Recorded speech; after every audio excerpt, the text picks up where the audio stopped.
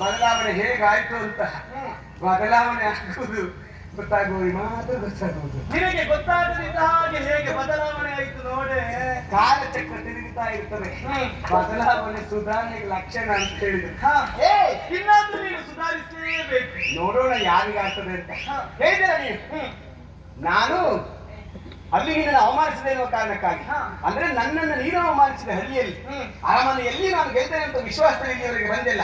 ನೀನು ಬಂದದ್ದು ಹೇಗಾಯ್ತು? ಹೇಗೆ? ದೀಪವನ್ನು ಕಂಡು ಆಕರ್ಷಿತವಾಗಿರುವಂತಹ ಪತಂಗವನ್ನು ಹತ್ತಿರಕ್ಕೆ ಬರ್ತದೆ. ಬಂದ್ರೆ ಏನಾಗ್ತದೆ? ಊರಿನ ಹೋಗ್ತದೆ, ಸುಟ್ಟು ಹೋಗ್ತದೆ. ನನ್ನನ್ನ ಮಣಿಸಬೇಕು ಅಂತ ಬಂದ ನೀನು ದೀಪದ ಹತ್ತಿರಕ್ಕೆ ಬಂದ ಪತಂಗಾಗಿ ಹೋದಿಯಲ್ಲೇ. ಅದು ನಿನ್ನ ಭ್ರಮೆಯಷ್ಟೇ ರಾಜಕುಮಾರಿ. ಯಾಕೆ? ಸಾಮ್ರಾಟನಾಗುವಾಗ ಮೆರೆಯಬೇಕಿದ್ದಂತ ಚಕ್ಷು ಈಗ ಸೈನಿಕನಾಗಿದ್ದಾನೆ ಎನ್ನುವ ಹಾಗೆ ನೀನು ಗೆದ್ದೆ ಅಂತ ಭ್ರಮಿಸ್ತಾ ಇದ್ದೀಯ. ಸ್ವಲ್ಪ ತಿಳಿದುಕೊಳ್ಬೇಕಾಗುತ್ತದೆ ನೀನು. ಏನೇ? ಸೈನಿಕನಾದವ ಸಾಮ್ರಾಟನಾಗುವುದಕ್ಕೆ ಅದೇ ಒಂದು ಗಳಿಗೆ ಸಾಕಾಗುತ್ತದೆ ರಾಜಕುಮಾರಿ, ನೆನಪಿಟ್ಟುಕೋ. ನೀನು ಹೇಳಿದ್ಯಲ್ಲ, ನಾನು ದೀಪ ನೀನು ಪತಂಗ. ನಾನು ಒಪ್ಪಿಕೊಳ್ತೇನೆ, ನಾನು ಪತಂಗ, ಪತಂಗವೇ ದೀಪದ ಹತ್ತಿರ ಬರ್ತದೆ. ಹಾಗಾದ್ರೆ ಇದು ಯಾವ ಪತಂಗ? ಪ್ರಕಾಶಮಾನವಾಗಿ ಪ್ರಜ್ವಲಿಸುವಂತಹ ಸೂರ್ಯನಿಗೂ ಪತಂಗ ಅಂತ ಹೇಳ್ತಾರೆ. ಆ ಪತಂಗವೇ ನಾನು.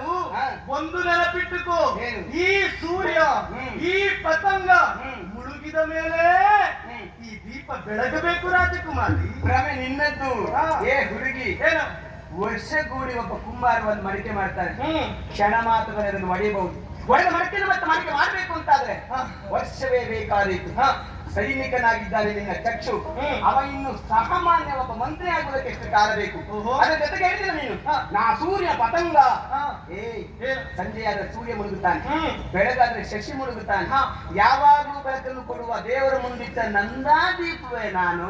ನಾನು ಬೆಳಕನ್ನು ಕೊಡದೇ ಇರುವ ಸಮಯವೇ ಇಲ್ಲ. ಈ ನಂದಾದೀಪ ಬೆಳಗುತ್ತಾ ಇರಬೇಕು. ಇದೇ ಬೆಳಕಿನಲ್ಲಿ ನಾನು ನನ್ನ ಕೆಲಸವನ್ನು ಸಾಧಿಸಿಕೊಳ್ತೇನೆ ರಾಜಕುಮಾರಿ, ನೆನಪಿಟ್ಟುಕೋ. ನಮ್ಮ ಅಪಾರ್ಗನೆ